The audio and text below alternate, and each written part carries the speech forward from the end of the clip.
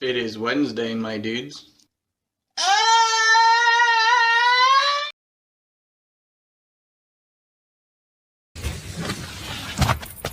Good evening.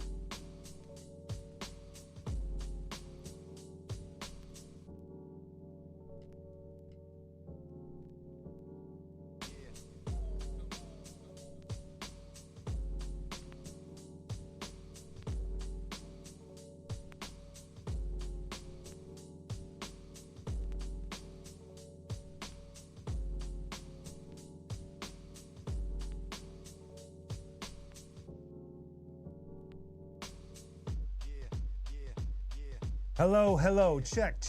How about now? How we going? Can y'all hear me? Am I heard? Yes? Still nothing? Good? Good. I think we're back now. I think everything's good. Y'all let me know in the chat. Thank you, No. But can y'all hear me? Thank you. Awesome. Great. Okay. Had a bit of a turbulent liftoff, but now we are cruising, ladies and gentlemen. Welcome. Who we got? Certified Beats, what's going on? Welcome. My man, Gorilla Strong is in the place to be. My man, Machiavelli, what's going on? Oh, then, guys, I believe we're up to episode 42. Can you believe it? 42. Now, in the grand scheme of things, compared to other shows, I'm still a baby at what is going on here, but you guys have been rolling with me, and that's all that matters. We're gonna, take this show and the whole community and just keep on moving forward. So thank y'all very much. I appreciate y'all very much. So before we get into today's book report and all of that good stuff, just want to give you a couple of announcements. First of all, from last Friday, or I think the Friday before, I had mentioned that I was going to start reading this omnibus, Daredevil. This is like a massive book with all the issues that were written by Brian Michael Bendis and Maleev and Hollingsworth. And I gotta say, this is brilliantly put together. Brian Michael Bendis is a writer that's responsible for the whole, he's partly responsible for the Ultimate Universe in Marvel, and one of his biggest creations that went on to win an Oscar was the Miles Morales Spider-Man, and that's one of my favorite current characters within the past few years. And so my hat off to Brian Michael Bendis. Somebody had said that when it comes to comic book writing at Marvel, that Daredevil is the hero that is always best written. And I gotta say, this book, if you get a chance to pick this up, it's the Daredevil by Brian Michael Bendis. Very good book, solid book. I'm loving what I'm reading so far. And what I'll do is I'll speak about it when I'm complete. I'm already halfway done, as you can see. There's my marker. And we'll talk about it when I get it done. So that's that. That was just some nerd out shit. Know what I mean? So that's the deal with that. Yes. That is the Brooklyn Dodgers number. That's good, Spoon. I'm feeling you right now. That was good. That was good. So, as just giving you guys updates on what's been going on with qunique, the qunique and Repmatic. The album has been handed in. So the album is done. The album has been handed in to the vinyl pressing plant, AKA the label that's gonna put out the vinyl Perpetual Stew. And the digital has also been sent to Soul Spasm. And the way it's going to be, tentatively, as it's planned right now, the vinyl will be released first, not way before, but the vinyl will be released first, and then a few weeks to a month after that, it'll be available digitally all over the place. So, but vinyl has to come first. And we got some goodies that are coming along with the vinyl, definitely t-shirts, posters. The artwork is something I'm very sick. The artwork was put together by this artist. You see this Rakim shirt that I'm wearing by B. He was in charge of the artwork, and he did an outstanding job. I can't show it yet, it's a little too early, but needless to say, me and Red are very happy with the artwork and everything that is about to unfold in the near future, as well as single number 4 coming out May 8th.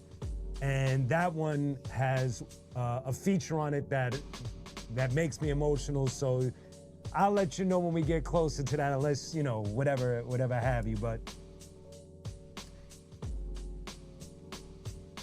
yeah, Crazy Legs is in the building, ladies and gentlemen. Give that boy some love. Legs, I'm glad you're here because I'm actually gonna start off today's episode with a story, and Legs was there.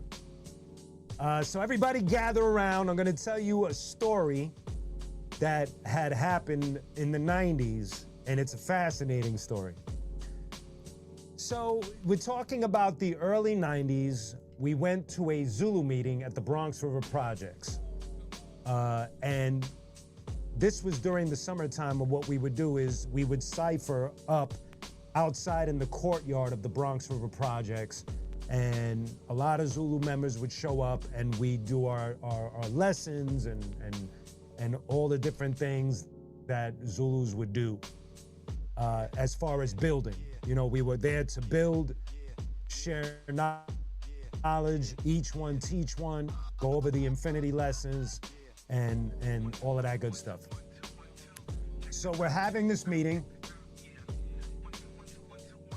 Yes, and Crazy Legs was there, so pay attention, this is good. And Machiavelli, I definitely will hope to visit Riz and Eclipse, but I'm on the West Coast, but we'll see. But we already have something going on as far as promotional out here in LA, and I'll tell you more of that as we get closer.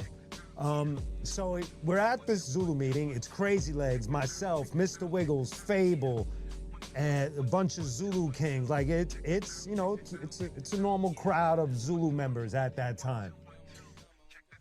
Now it was coming towards the end of the meeting, and we hear a voice in the distance, and we see a crew of people coming towards.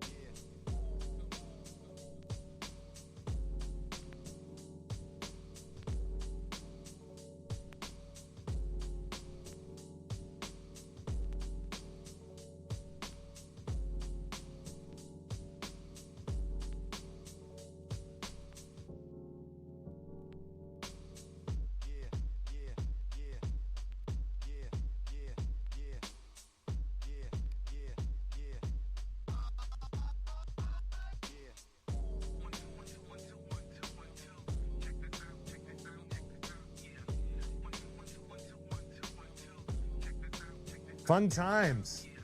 Gotta love the internet. And I'm not on dial-up. Oh, man. I'm back. Okay, where were we? Zulu meeting.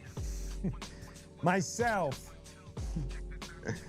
Yeah, exactly. Okay, so here I am.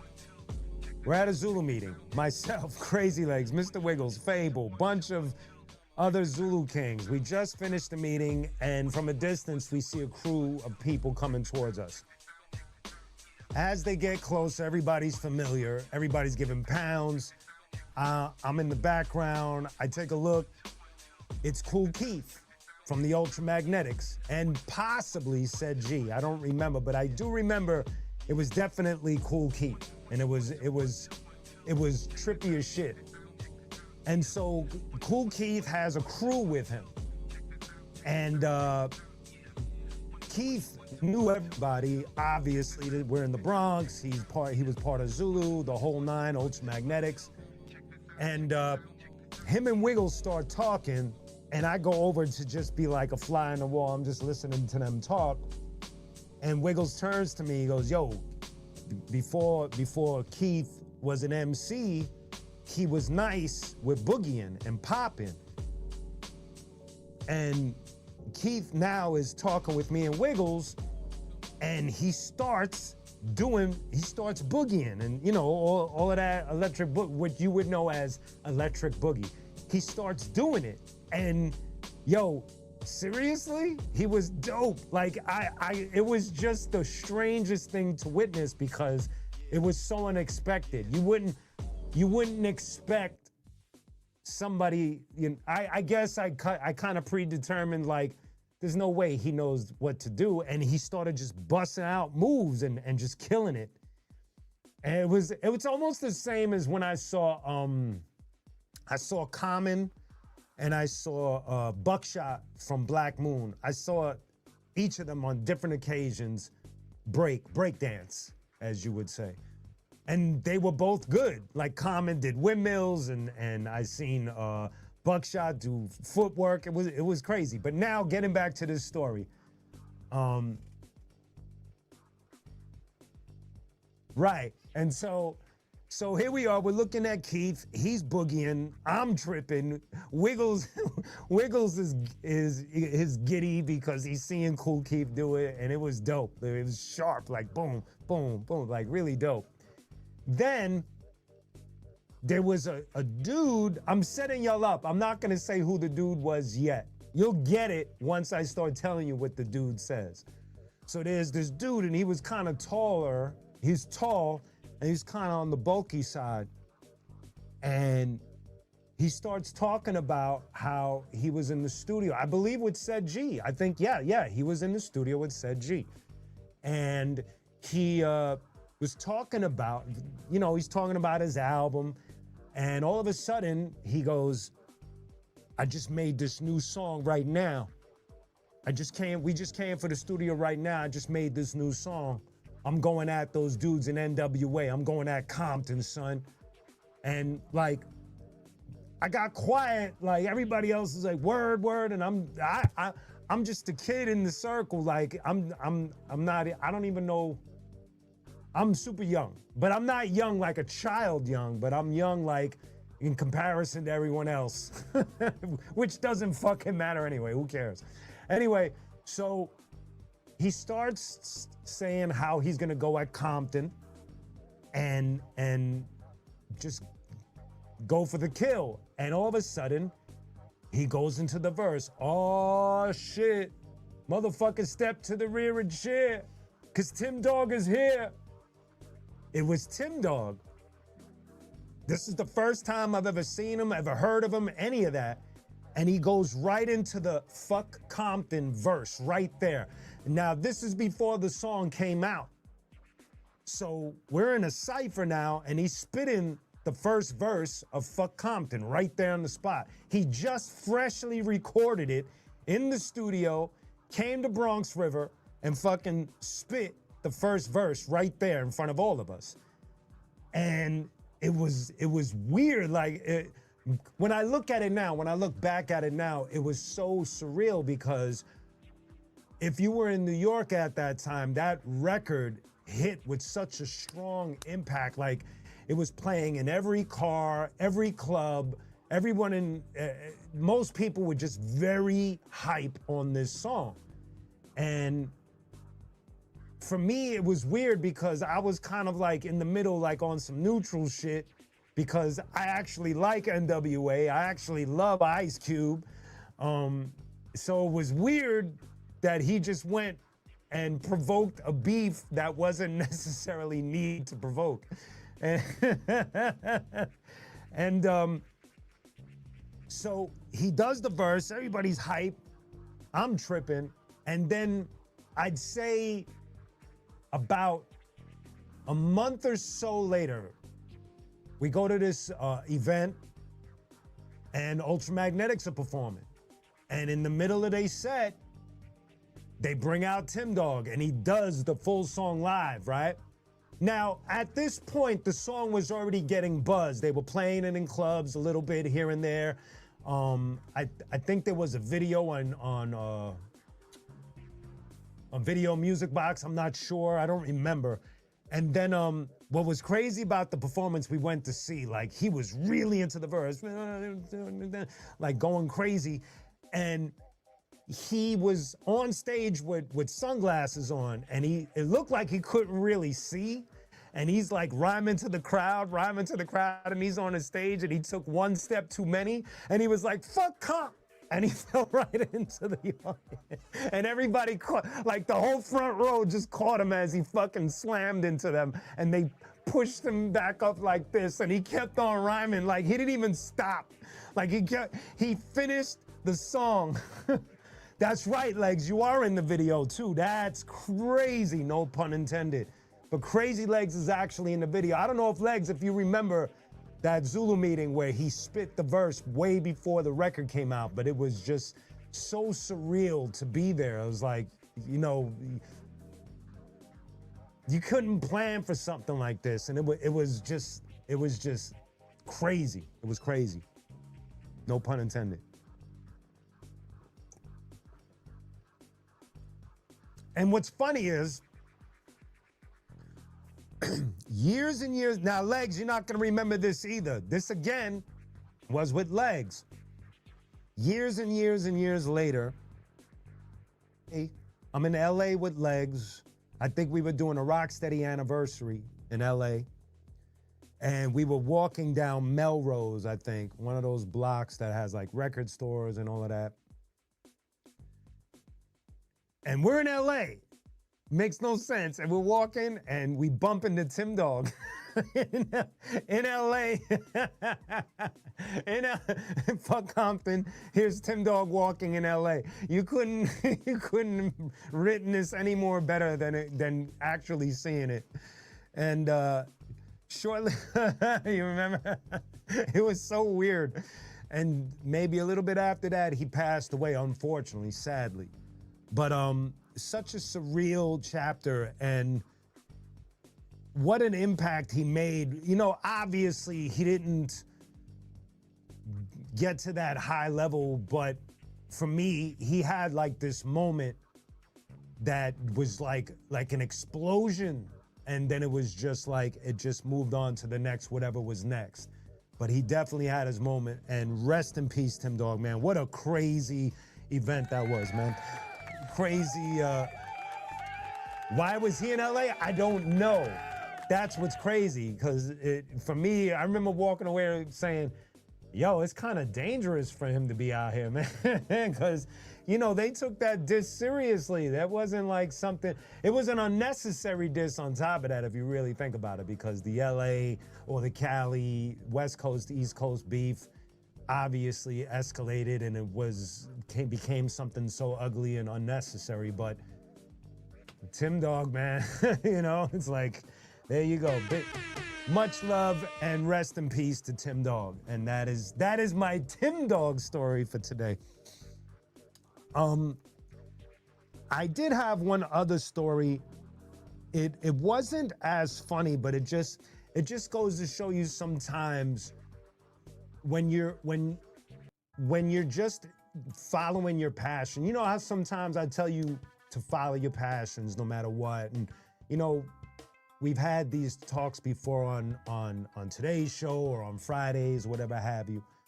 And this is one of those, like, you know, I'm just like, I was on tour with Korn. Let's just start it with that. I was on tour with Korn. And at that time, I was touring with Korn because myself and Fieldy, we were writing for Stillwell. And what we would do is, whenever Korn would get ready to go on tour, I'd go out with them and we'd just write a bunch of songs and, you know, just tour and whatever have you. One of the tours, they were opening up for Metallica. And nothing can prepare you for the surrealness of being backstage with Metallica. And it's not like I got a super crazy story to tell, but here's the story. So we knew that, what's going on, Inna? Thank you, Detroit, I appreciate you. So we get backstage, and at that time, myself and Fieldy, we were writing a song for Chi, who was the bass player from the Deftones that passed away. We were writing this, and you could find this song on YouTube. It's called A Song for Chi, and you'll see glimpses of me, Fieldy, and a bunch of metal icons in the video that contributed to the song. So anyway, we're putting together this song for Chi from the Deftones. He had just passed away, and we were doing it to raise money for Chi and his family. When we got to the Metallica gig, Fieldy had this idea that he wanted Rob Trujillo, the bass player, the current bass player, the bass player from Metallica, to play on the song. We already had a bunch of different players. It was like a We Are the World of metal with no vocals. It's just guitar players, bass players, and drummers. You could go check it out, like I said. So we get there. Fieldy was already cool with Rob Trujillo. And so he asks him, would you contribute to this song? We got this guy, this guy, this guy. And he's like, of course, set up your studio, whatever you got, and I'll go to your dressing room. So I take my laptop, I set up the Pro Tools rig, everything's ready to go. And what's crazy is old Pro Tools sometimes would just crash like unexpectedly. So Rob Trujillo comes in. I'm already nervous because I'm about to record Rob Trujillo on my laptop for this song. So I got the bass plugged in. He's sitting there, and I turn on the Pro Tools, and what do you think happens? It crashes. So I'm starting to sweat. I'm like, fuck, I'm trying to fuck with it. I'm restarting the computer, starting it back up. Fieldy's getting nervous. He's pacing back and forth behind me. And what makes it more intense is that Rob is sitting maybe a foot to 2 feet next to me with the bass going, I'm ready, let's go, guys, let's go. I gotta go, let's go. So he's making me more anxious and nervous than I already am with the fucking computer, man. So I'm panicking. Peace out, Machiavelli. Word, Spoon, I feel that. So eventually we get to record them, and you could see it on the video. So that was the funniest part of the story. And then the experience, here's the experience of it. So Korn goes, they perform, and then they get off the stage. Then they change the set. It takes about 40 minutes for them to, change sets, wheel up all the Metallica stuff, whatever have you. When Metallica came out, hold up, let me see what's saying what. Okay. Exactly. No, this shit was crazy. Bananas, I wasn't there for that, but I know about that. So when Metallica was going to take the stage, right? We're all backstage. When Metallica went to take the stage, they stopped all of us. Everybody stop what you're doing, stop what you're doing. Just get against this wall, please. And we all stood against the wall. not on some like inconvenient shit. We understood what it was. We all stood against the wall and we just watched all 4 members walk past us and go on. It was like, you know, when you watch like a parade or you're watching some political figure just drive down the street and everybody's just got to stand and watch and can't do anything. That's what it felt like. So there's everybody, you know, James, Kirk, Lars, and Rob, and there they go walking up on stage. And we got to watch their whole show right on the side of the stage. It was insane just to experience that. And a little ha-ha funny about that was, most of you wouldn't know this, but Fieldy is actually he's a humble dude. Not, you know, there's different stories about when they were young and they were wild and that's that or whatever have you. But as he got older, he became more chill and more humble. And so when Metallica finished their set and I got off the stage, they were just like lurking about a little bit before they were about to leave. And James, so I'm standing there with Fieldy and we watch Metallica walk and all that. You know, we're just in awe. Like even Fieldy, he's a fan, he's in awe. Even though Korn is Korn, it's still Metallica. And so he's even tripping like, wow. So what was crazy was James Hetfield stopped and he turned around and he goes, hey, Fieldy. He goes like this, he signals him to come over. And Fieldy looks at me, he goes, did he just call me? And I said, yeah, man, he just called you. And he goes, yo, can you walk with me over there and just hang out while I talk to him? I was like, I'll walk you to him, but I'm gonna stop halfway because he didn't call me. It's one of those things for me, never meet your heroes. And so, not that I thought that James was gonna be disrespectful, but in these instances, you gotta know your etiquette backstage. And for me, it's one of those things where I don't know him, he doesn't know me, he called Fieldy, and that's what it is. And so I walked him halfway and I was like, yo, have fun, bro. And he's walked, and he actually had a fucking dope conversation with him. It was just insane to watch, you know what I mean? And so that's one hip hop story for you guys and one metal story for you.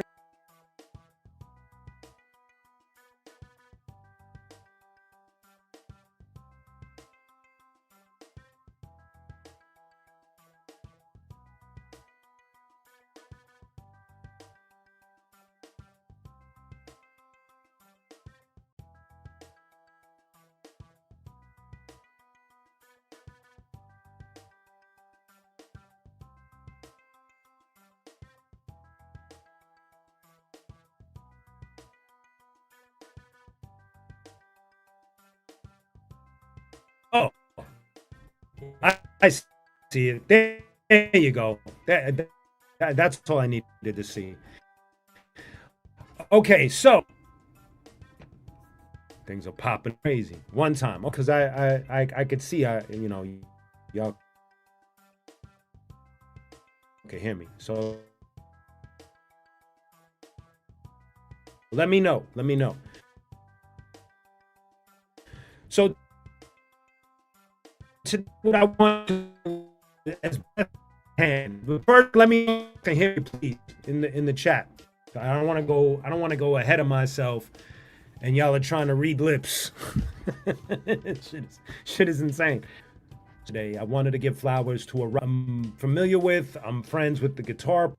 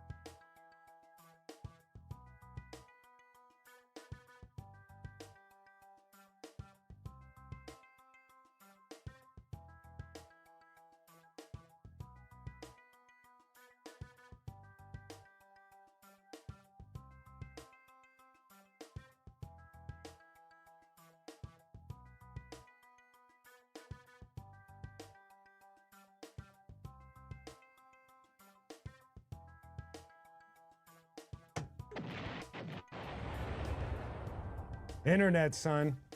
Looks like I gotta get an Ethernet cable. That's fun. Sorry about that, y'all. My internet took a shit, and I'm back, though. I don't even remember what the hell I was saying. Jeez, man. Okay, I think I know where I was. So today I wanted to talk about two different crews, well, a band and a hip hop group. So let me go, let me get back to my notes. Jeez. So the first people I want to talk about is this band. Let's see if this works. I hope this works. So this is the band Leeway. This band is from Astoria, Queens, and they had their moment like in the mid to late 80s. My homie AJ, who's the one on the end with the black shirt and the tiger tattoo, he's a guitar player. Eddie Leeway is in the middle.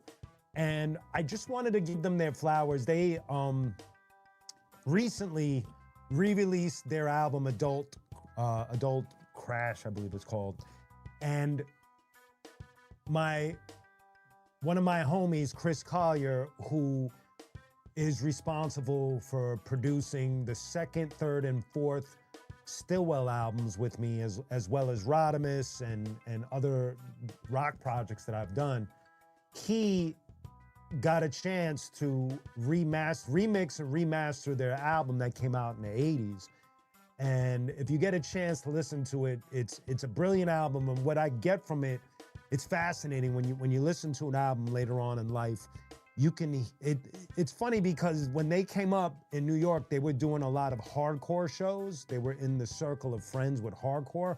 But when I listen to their music, I don't get a hardcore vibe. I get a very almost like if you ever listen to early Soundgarden, like Louder Than Love and those albums, it kind of has that same musical vibe, that rawness, that, great catchy guitar riffs. And Eddie, the singer, has a very distinct voice. He doesn't sound like Cornell. He has his own tone, and it's a really, really dope album. If you love rock music, especially more classic, not classic. I don't want to say classic because they're not like the Eagles, but throwback, old school, foundation type of rock. It's almost like their rock helped usher the sound that would be 90s when you listen to it. It's really dope. So if you get a chance, check out Leeway. They're streaming everywhere. They're remastered album. Don't crack. Let me show y'all the.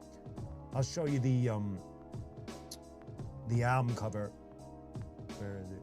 Here, it should be right there, and here it is. So this is the album that I'm talking about. Adult Crash. Yes. And so if you get a chance, check this out if you really dig, Clive Craven, what's the deal, homie? Welcome. What's up, Ben? How you doing? What's going on? So that is my flowers for Leeway, the rock band. They're from Astoria, Queens originally. Unfortunately, one of the other guitar player passed away and the lead singer had passed away. So I also want to send my condolences and a big rest in peace, and also just a big salute to the entire Leeway family. So that's the deal with that. That's Leeway. Now, the next group that I want to talk about, let me get that up there, is a group that I've actually been friends with for quite some time, and I dug back into their catalog to speak today and give them some flowers. And I'm talking about the mighty, the great, the incredible, let's see if the picture comes up, come on, the Juggaknots, ladies and gentlemen, the Juggaknots. If you are a hip-hop head, I don't know, Spoon, I'm not sure, I gotta ask my homie Mike DeJean. If you are a hip-hop head, if you've heard of the Juggaknots, dope. If you haven't heard of the Juggaknots, please do yourself a favor. Yeah, a few technical difficulties for sure, man. So I wanted to give flowers to the Juggaknots. I was listening to their album today, Clear Blue Skies. Juggaknots from the Bronx, Breeze, Slim Buddy, Queen Heron. That album, Clear Blue Skies, is now, you know, what's interesting is when I was in the Arsonists, the Juggaknots, the Arsonists, Godfather Don with qunique as the Cenobites, Cage, Megahertz, Sciences of Life. We were all label mates in a strange way. It wasn't your normal label. It wasn't like there was an office or anything like that. It was Bobbito's apartment, and we would all roll up and meet with Bob and whatever have you. And Bob would put out our music and at times provide us with opportunities to go perform live, whether it was overseas or somewhere in New York. And to be in the circle with Bobbito, who was arguably one of the most important DJs or hosts during the 90s era, that golden era, it was special for all of us. And what the Juggaknots brought to the table, if you haven't listened in a long time, is this masterpiece of an album. And if you haven't listened, go back and listen again. You know, it's interesting, listening now after so many years of just not listening and, you know, haven't seen Breeze in a minute and Heron and Slim, but to revisit their album, you quickly, like, now my perspective is just a little different because it's, 1 2 1 2. How's that, 07? Let me know. I brought up my fader just to make sure. I brought up the fader a little bit. It should be a little better. Let me know. Their album Clear Blue Sky. Let me help the visuals here. Now this isn't the cover that Bobbito used to have, just straight white label looking albums and singles. It should be 1 2 1 2. Yeah, it should be right. It should be right. Let me know. Let me know, Clive Craven. Oh, thank you, Clive. I get what you're saying. Thank you, Inna. Thank you, Inna. Second, thank you. Man, their album didn't load up. Let me try that again. So I'm trying to load their album here. This should go now. Been having a lot of technical difficulties today, so bear with it. There we go. So this album is a masterpiece. And when I revisited it today, it's crazy because they don't have a lot of output. They don't have like a catalog of like 50 albums and 1,000 singles. They have a very select set of releases. But when you visit their work, it's just set above and away from the rest of the. They definitely were their own planet, and they still are. And it's crazy when you revisit something after so many years and you listen to it with more mature ears and you have a different perspective of the music. And it's like fine art, their music to me. It definitely helped to mold that 90s underground hip hop sound and direction. They definitely were pioneers. And when you listen, it's just the chemistry. And what's also fascinating is that Breeze, Slim, and Heron, they're siblings. Like legit brothers and sisters. And that's not easy to do. That's a very challenging thing to do, but obviously they're more even keeled. And so I just had to stop and give props because Lucifer, Clear Blue Sky, Trouble Man, like they got bangers on there. And I was wondering if it was I was wondering how it aged. And it aged beautifully, where you could listen to it and get the vibe. And what's crazy is that the messages per song are so intense, but Breeze delivers it in a way, and Slim's beats, they package it in a way that it doesn't make you initially feel gray or glum or sullen. you just feel this dope vibe no matter how intense the message is. You know, like Clear Blue Skies has a deep message, it's heavy. And so does Lucifer. And you know, a lot of their songs. And so I just had to stop for a second and just give them their flowers. And I hope to have Breeze on the show eventually, or Heron, and just go over some of the key points of the album and other work that they've done throughout the years, man. Yo, so salute and shout out to the mighty Juggaknots. Also, don't forget that they had that super group, the Indelibles, with Company Flow and Jay Treads, and even those songs that they did, which were produced by LP, I believe, were just they're amazing. You know, that whole clique from Company, the whole Indelibles clique was just special, and that's one of those cliques that I wish I was a part of. That's how special it was at the time. And so salute also to the Indelibles, all the members of the Indelibles. And if you haven't heard any of these songs and albums, please, man, just go search them. Leeway, like I said, Leeway, and the Juggaknots, of course, Juggaknots, the Juggaknots and Leeway, both rock and hip hop, just brilliant.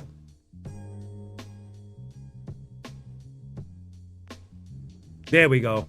And my mic keeps on, my mic thinks it's gonna have the best of me. It's not gonna happen, man.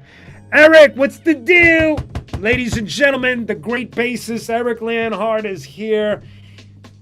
Someday I'm gonna have to talk about his resume. He's got a very dope story. He's been in the band Tantric and what was the other band? Eric, help me out. Help me out. Adrenaline Mob. Aside from him being the bass player for our band, Mother Fuzz, he's also been in those bands as well. But that's my book report for today on those two incredible types of musics and bands.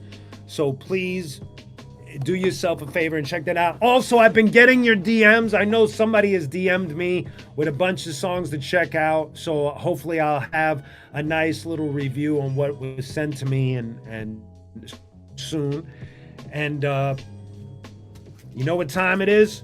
Yo, MTV rap time, son. Let's go. Oh, by the way, and thank you for your support. My man Gorillas, who left earlier, thank you for your support, Gorilla, wherever you're at. Thank you, No, I got you. Thank you for your support with the super chats, the super stickers, and the super gifts. Y'all know I greatly appreciate it. And also, you could also show support by hitting the like button and subscribing and visiting qunique.com, q-unique.com. Got all the merch on there, all the music, the videos, and all of that good stuff. So thank you in advance. Let's get to the reveal of today's Yo MTV Rap card in the line. Yeah, son, we getting into it, Clive. We getting into it. Ooh, fresh. PSA 10 right here, son. Boom, let's go. All right, we starting off different today. Finally. Usually we get one character first in the card deck, but today we're starting with some legends. One of my favorite, probably all of us. The great from out of Long Island, EPMD, ladies and gentlemen, the great EPMD. I've been fortunate to have done shows with EPMD, with the Arsonists. I danced in the Sugar Hill Gang's remake by the Def Squad, and I've also been on a song with Paris Schmidt with my homie Sean Strange. So there's some EPMD factoids for you when it comes to Q Unique. Next up, another legendary, Heavy D and the Boys, ladies and gentlemen. Heavy D and the Boys. Rest in peace to the great Heavy D and Trouble T-Roy. Trouble T-Roy is why the song, part of the song, They Reminisce Over You, was T-R-O-Y. They Reminisce Over You. Troy. Trouble T-Roy from Heavy D and the Boys. May he rest in peace with the great Heavy D. Next up, the two great hosts of Yo MTV Raps, Dr. Dre and Ed Lover. I gotta put, yo, Stutters, we gotta add that. Oh, snap. This is a special one. I hadn't seen this one come up in a while. The young black teenagers, ladies and gentlemen, the young black teenagers tap the bottle and twist the cap. I was cool with Scribble, DJ Scribbles, who was once a member of the Rocksteady crew.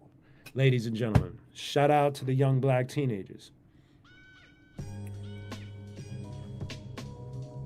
But that's what's up, Clive. Clive, I think you sound familiar to me now that I think about it, man. Thank you, Spoon. Oh, you got it. That's dope, MZ Ninja. That's dope. Shout out to Fendi. Yes, in a second. That's dope, son. You know the deal with Fendi. One of the best dancers in the business, son. Yes, yes, yes. Gots to Chill video. Bell Biv DeVoe is the next pick. Bell Biv DeVoe. I don't have any Bell Biv DeVoe stories personally. I did get to see them open up for MC Hammer once, and I think they played basketball on stage. It was pretty fascinating. It was dope. Ah! The one we've all been waiting for. My man Gorilla Strong, this is for you wherever you're at. Hopefully having some chicken soup. I heard you wasn't feeling well. But yo, the great Vanilla Ice, ladies and gentlemen. Vanilla Ice. Go Ninja, go Ninja, go. I always tell the story that I only got to meet him once in my life. It was backstage while we were on tour with Korn. And I went to Monkey's room, Monkey, the guitar player from Korn. And there was a gentleman who had his back towards the door. I didn't know who he was, and I was asking Monkey for a guitar cable, and the gentleman turned around, and it was none other than Vanilla Ice, and my reaction was, oh shit! So that's the deal with that. 2Max, holy shit! Salute to you, 2Max, visionaries. Visionaries is in the building. Salute to the great 2Max. Mad love to you, brother.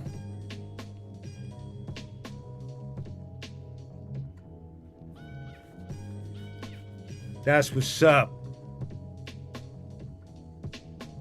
That's what's up, Juan. Oh, I got you, Clive. That's what's up. Welcome, man. It's good to see you, man. Patrick Byrne, what's the deal? What's the deal? That's what's up, Clive. I knew you. Thank you, 2Max. Thank you. I appreciate you. I appreciate you greatly. Thank you for being here. Matter of fact, it's good that you're here. You reminded me. Don't forget it. It's in the description. I got to 2Max is where I got to put together this whole album with his Visionaries brother, Rhett. We talk about it on the show all the time. And recently we dropped the video with his brother, Elemento, the great, amazing Elemento. And we did this song called Fire Vision, and in the video we pay homage to A Tribe Called Quest by replicating the award tour video. It's all in the description if you get a chance, if you haven't seen it already. So thank you, 2Max, for that, man. Thank you, 2Max. Salute to you, baby. Thank you. Yes, Therapeutic, definitely. Make sure you get it to me in the DMs, all right? Okay, now I haven't seen this card yet, and I'm very excited to have this. I got a lot to say about this one. This is the leaders of the new school, baby. The leaders of the new school. Oh, my God. Let me tell you something, man. Very influential, especially with my crew, the Arsonists. We definitely walked in their footsteps. And I've worked with Busta Rhymes. Well, I'll talk about that in another time. But I do have a funny story about Busta Rhymes. It's not like a ha funny story. It was more like, this is what happened. It was my birthday. And Crazy Legs, we all went out for my birthday to this club in New York called The Bank. The Bank. This is when I'm from New York. Boom, boom, bam. Anyway, so we went to the bank and we walk in, and I'm telling you, like, it was stacked with hip hop royalty. I don't know what was going on that day, but it was my birthday, so I didn't really give a fuck. I was just more like, tripping on who was there. Now, one of the key people that was there, I think I've told this story before, but since we pulled the Leaders of the New School card, one of the key people that was there was Busta Rhymes. This is a young Busta Rhymes. This is a Leaders of the New School Busta Rhymes. This is a different Busta Rhymes. This is skinny Busta. This ain't Diesel Busta Rhymes. This is skinny, little dreadlock Busta Rhymes. So, Crazy Legs turns to me and goes, yo, show right here. I want to talk to Bus real quick. Now, he walks off to talk to Bus. I'm bummed out because it's my birthday and I want to meet Bus. But, you know, Crazy Legs is an older brother, so I'm like, all right, go ahead. And I'm just chilling. I'm watching him talk. And then he comes back. Now, I didn't ask him anything.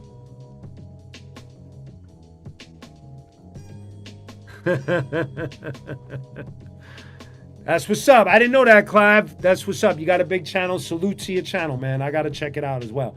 So, I didn't ask what they talked about. We're in a club, whatever. So we're chilling. All of a sudden, Busta Rhymes gets on stage. He grabs the mic. And he goes, yo, yo, yo, we about to set it off. Boom, boom, bow. Yo, I want Phife Dawg to get on stage. I see Phife Dawg, he gets on stage. I want Lord Jamar and Sadat X on stage. Lord Jamar and Sadat X get on stage. I want AG to get on stage. AG gets on stage. I want Lord Finesse to get on stage. Lord Finesse gets on stage. And all of a sudden he closes it with, and qunique, get your ass up here. And I look at Legs and he goes, happy birthday. And I'm like, what? And I get on stage.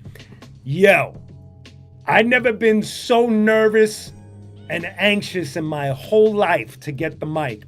And what was crazy was the way Bus did it was he started the order in the opposite direction. So imagine we're in a line and Bus is in front. I'm behind Bus, but he starts far from the left. So the first person to go up is Lord Finesse. He spits a verse, so on and so forth. Everybody spits a verse. Everybody on stage is a legend. I'm a rookie. Nobody knows who the hell I am. So I'm like, in my mind, I'm like, I can't believe this is happening, man. This is insane. This makes no sense. So I'm thinking, who went be Phife? So I'm thinking after Phife is done, he's going to hand me the mic. And instead, because probably he don't know who I am, he finishes and gives the mic to Bus. Bus drops a verse. Now I'm just standing there like, in my head, I'm like, I gotta go after Bus? This is bullshit. Oh my God. So I'm just like sweating at this point. And Bus is rhyming, and all of a sudden he signals me as he's rhyming, and he's going like this. I go, and he just gives me the mic, and I just go for it, son. I just go nuts. And it just ends right there. Like, I don't have a funny punchline or like all of a sudden there was pyrotechnics and lasers, nothing like that. It was just the experience, the build-up, and for me to just get off at 16 after all of these dudes with legendary status, with today we all know with legendary and iconic albums, and here I am rhyming with them, and it was just bizarre. You just never know when you're doing this walk, whatever passion you're walking in, you just never know where you're gonna end up. You never know where your steps are gonna take you, and that's one of those crazy stories where it's like, I can't believe that shit just happened. It was just insane. I don't remember the verse.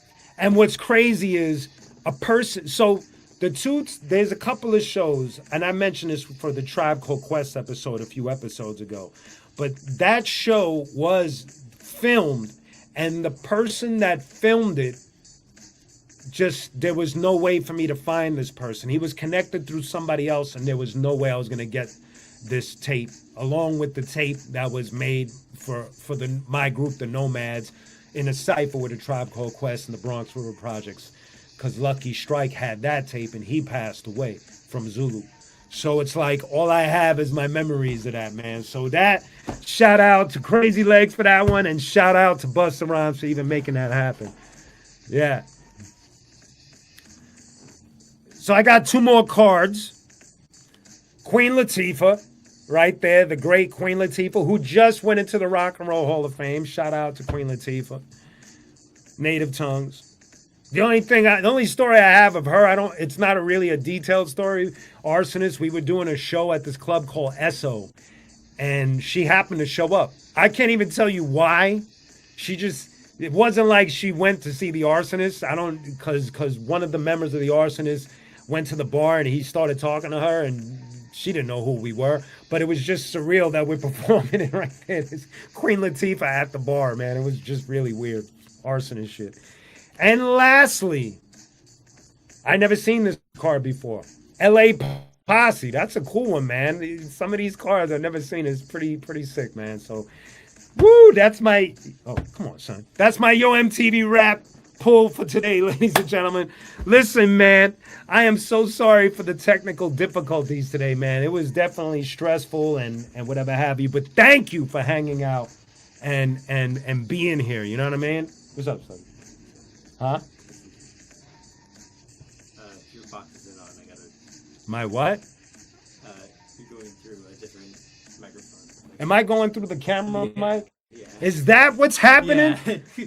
That's that. Boo! All right, so yo. Okay, though. Let me just. No.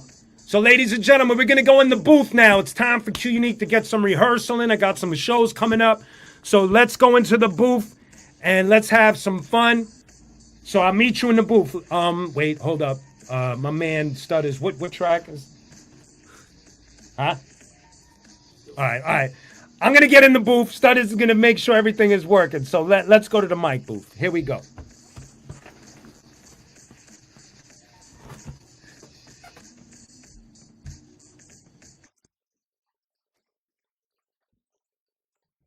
I don't hear anything. 1 2 1 2. Check. Check. Taking this off. There we go. One time for your mind, ladies and gentlemen. I'm adjusting the mic real quick. Bear with me. Yeah, there we go. Let's do this right, son. Y'all got it? We good? One time for your mind. Come on, microphone. Don't fail me now. Yeah. Nope. There we go. One time. 1 2. Check it out. Ladies and gentlemen, we in the mic booth today. I want to thank y'all through the technical difficulties. Y'all still hanging. That's why I love my community. Yeah, we're going to keep on going. We're going to keep sign for my brother, my ace. Come on. Gonna keep it going. Baby. Keep it rolling, baby. Gonna keep it rolling, baby. Yep. I think we got one more in the tank. Woo! Come on. Fire Vision, qunique, Rapmatic, Elemento. Yeah.